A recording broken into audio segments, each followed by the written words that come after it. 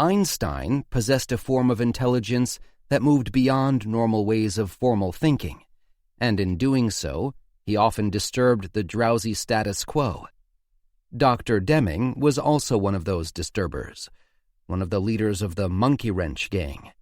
And like Einstein, he was one of the gifted few who had the courage to tell the emperor the truth about his new clothes. Frank Vull. Deming, the Way We Knew Him.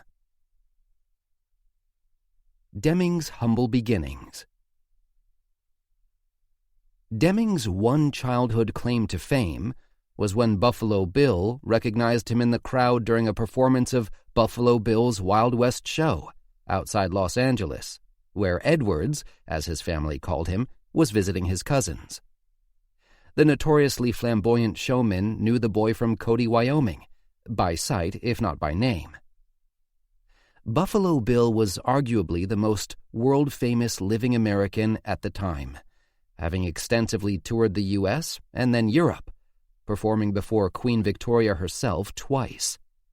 His act made him not only famous, but rich. But Buffalo Bill wanted to be taken seriously as a legitimate businessman instead of a circus act. He used his money and influence in an enterprise to create the largest undertaking of its kind ever attempted in the West, using irrigation to create an agricultural empire stretching along the Shoshone River. He began by incorporating a small town in 1896, about 50 miles east of Yellowstone National Park, which Colonel William Frederick Buffalo Bill Cody humbly named after himself. Life in and around Cody, Wyoming, revolved around Bill, and Bill was usually in and around the sweetest hotel that ever was.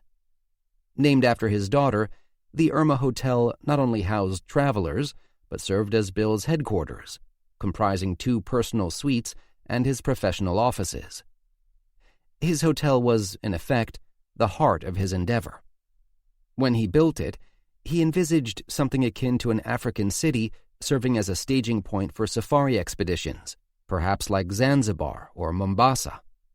He foresaw hosting European nobility hunting big game, East Coast financiers looking for potential investments, and opportunists from everywhere investigating the mining and ranching possibilities.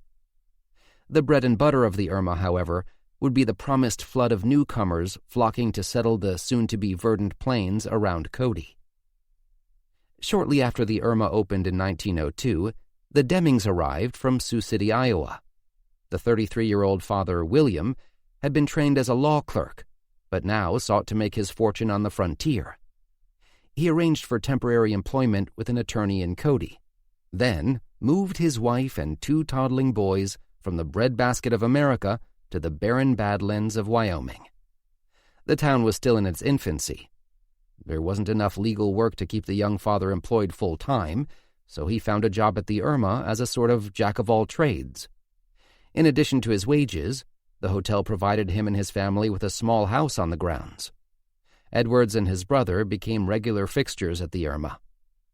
Thus, Buffalo Bill recognized Edwards and his little brother at the L.A. performance. Unfortunately for Buffalo Bill, the Cody-based irrigation empire failed.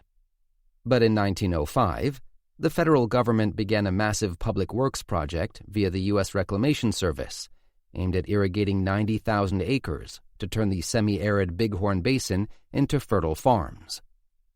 This necessitated the construction of the Shoshone River Dam, 25 miles northeast of Cody, around the settlement of Powell. Once completed, the concrete arch gravity dam, itself a predecessor to the Hoover Dam, was the tallest dam in the world. The area around Powell was opened to homesteaders, and in 1906, Mr. William Deming applied for and received 40 acres of farmland on the edge of town, or at least what everyone hoped would be farmland one day. In the meantime, the Demings eked out what living they could out where the Great Plains meet the Rocky Mountains.